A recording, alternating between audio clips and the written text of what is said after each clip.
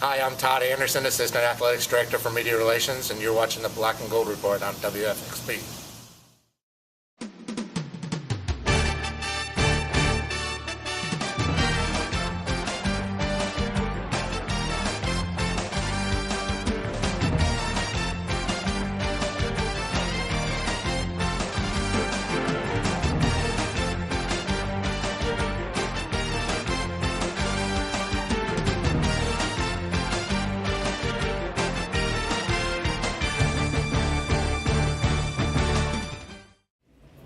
Welcome, ladies and gentlemen, to this week's edition of the Black and Gold Report, a show all about UNC Pembroke athletics. I'm Jenna Davison, and today on the show we have head coach Pete Shinnick, and on the second half of the show we're going to talk with women's soccer head coach Lars Anderson. But first, we're joined with Coach Shinnick. Welcome to the show again. Thank you. UNC Pembroke improved to 5-0 all-time with a 38-24 comeback victory over Fayetteville State on Saturday. The Braves scored 24 unanswered points in the second half after being down 24-14 at halftime.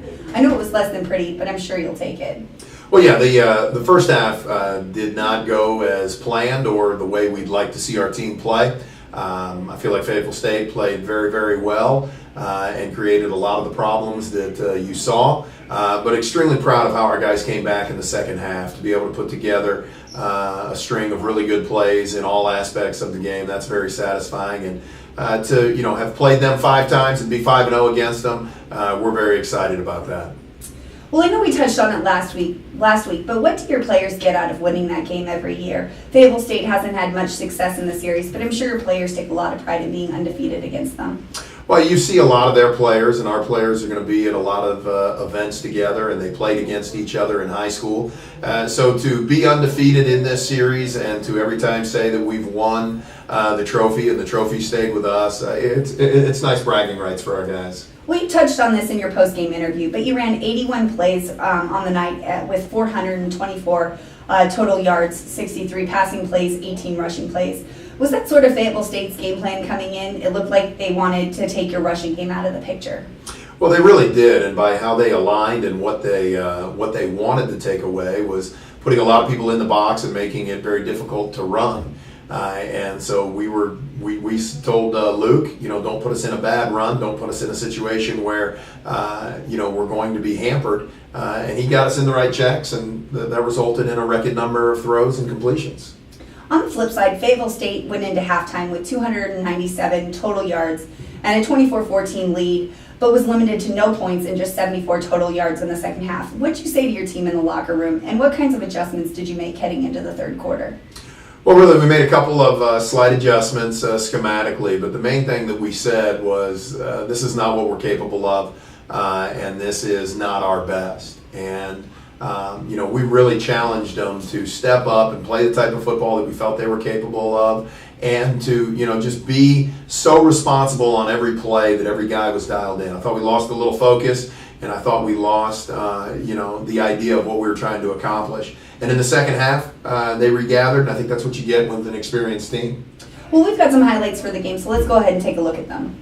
First highlight you're going to see here is early in the game. Luke Charles is going to connect with B.J. Bunn on a post pattern down the sideline. Great throw, great catch. Unfortunately, we end up dropping a ball in the end zone later and missing a field goal, but it really kind of set up what the future was going to be for us passing yards wise.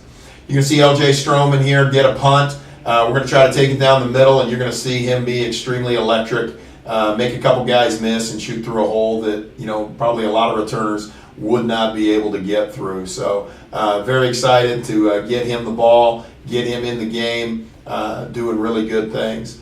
Later in the game here, we're going to see another defensive highlight. We've got Fayetteville State backed up, and we're going to get very good pressure on him. We're going to get a great sack. Devontae Bush coming underneath, making a great play there. And then finally, offensively, we get moving a little bit. You're going to see this from the end zone. It's a great look. Luke Charles has got a guy in his face. He's going to get hit right as he throws. And John Rich comes up with one of his 3 touchdown catches. And then as we start to get a little of the momentum and we start to get a little movement going, Stroman's going to come up really big by reading this comeback route by their player on the sideline LJ gets the pick, gets down the sideline, gets us the ball at the 3-yard line, and then a couple plays later, we're going to see Demetrius Fairley get in. Luke Charles is going to give a little block and a little push, a little shove there to get us in the end zone and really put us up for good and put us to where we wanted to be. All right, well, we're going to take our first commercial break, and when we come back, we're going to continue talking with Coach Shinnick about some of the individual performances and the upcoming game against Shaw, so stay tuned.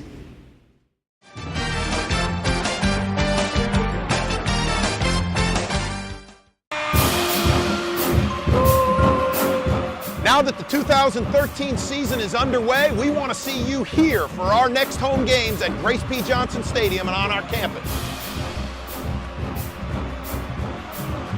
You'll want to be here in person, though, to see hits like this and touchdown passes like this and celebrations like this.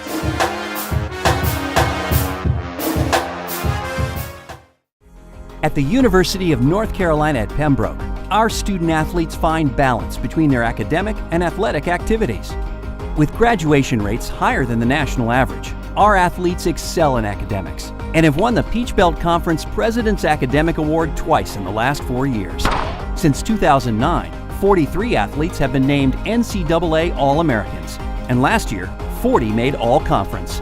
Catch their winning spirit and support the Braves.